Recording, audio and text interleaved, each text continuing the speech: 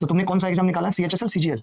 CHSL का maths दिया था सर, वो हुआ नहीं मेरे। सीएचएसएल में नहीं हुआ? नहीं सर। फिर किसमें हुआ है? सीजीएल में से। देख रहे हो, अब आप बताओ, इसे आप एसएससी का फेलियर नहीं मानोगे कि एक बच्चा एमटीएस के एग्जाम में सेलेक्ट नहीं होता लेकिन आईएएस निकाल देता है? सोचो ये कितना अजीब सा है। सीएचएसएल में हुआ ही नहीं, कोई पोस्ट नहीं मिली। नहीं सर। अरे वाह, और सीजीएल में हो गया? यस। किस पोस्ट के लिए? PSA vice. पीएसए, बहुत बढ़िया। प्री में कितने थे? फिर में 147.5 था सर रॉ, एंड 157.5 था सर नॉर्मलाइज। नॉर्मलाइज होने के बाद हो गया? यस। अच्छा, और फिर मेंस में?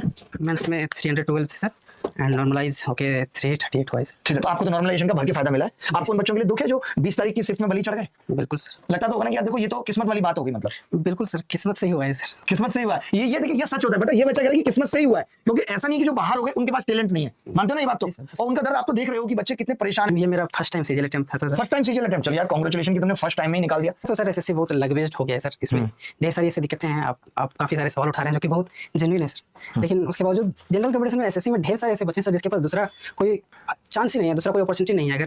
अगर सिस्टम का शिकार हो गया तो हो गया, और अगर बाय लक हो जाता है तो हो जाता है सर। मैं लक का धनी हूँ कि मेरा हुआ है सर, लेकिन मेरे जैसे ढेर भाई हैं सर जिसके लिए मेरा बहुत सिंपैथी है। तो टेंटेटिव आंसर की देखी होगी, तब आपको क्या लगा था, हो जाएगा या नहीं? नहीं सर, उसमें मेरे 296 ही बन रहे थे सर। 296? Yes sir. फिर मैंने यूट्यूब पे वीडियो देखा था तो उसमें से 4-5 क्वेश्चन गलत बताए जा रहे थे, वैसे वो 91 वाला इवन नंबर वाला सर। हाँ, वो तो मैंने बताया था गलत है, बाकी तो सही करके निकल भी गए थे। एंड एक्चुअली मैं आपको देखा था इसलिए मुझे पता है सर। अच्छा अच्छा। एंड वो डेज वाला जो टाइम एंड वर्क था सर, हाँ। ऐसे 4 क्वेश्चन थे जो गलत थे, और जब मैंने मिलाया था सर वो मेरे भी गलत थे। तो मैं मान के चल रहा था कि मेरे 3+ तो बनेंगे ही बनेंगे। 300+? हाँ, मैं इतना 315 के आसपास में मान के चल रहा था कि अगर फाइनल आंसर की आएगी तो इतनी हो जाएगी।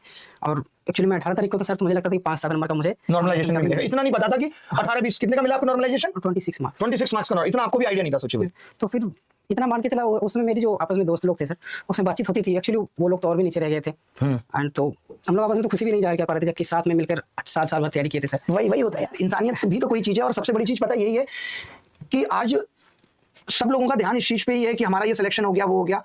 आज ये हालत हो गई है कि सिलेक्टेड वर्सेस अनसिलेक्टेड, एक लड़ाई सी छिड़ गई है बच्चों को लगता है। जबकि ऐसा नहीं है कि कोई बच्चा किसी का हक मारना चाहता है, हर एक को अपने हक की लड़ाई है। नहीं सर। बगावत यहाँ किसी को भी नहीं करनी। हर आदमी कहता है कि यार मैं भी डिजर्व करता था। आप सोचिए, डिजर्वनेस यहीं पे आके खत्म हो जाती है, उसको आग लग जाती है। जब 18 तारीख में एक बच्चा सेक्शन 1 में 180 नंबर लेके आता है, वो 201 हो जाते हैं, और 20 तारीख में जो 180 लेके आता है वो 187 हो जाते हैं। ये कहाँ का न्याय है? क्योंकि उसको आपने 180 का ही पेपर पूछा, वो उससे ऊपर नहीं ला सकता था। Yes. उसकी क्या गलती है इसमें? यही मेरे साथ सीएचएसएल में भी हुआ था सर। मैंने उसमें फुल मार्क्स लाए थे सर, लेकिन उसके बावजूद नहीं हुआ था। बताओ, सीएचएसएल में इस भाई का नहीं हुआ?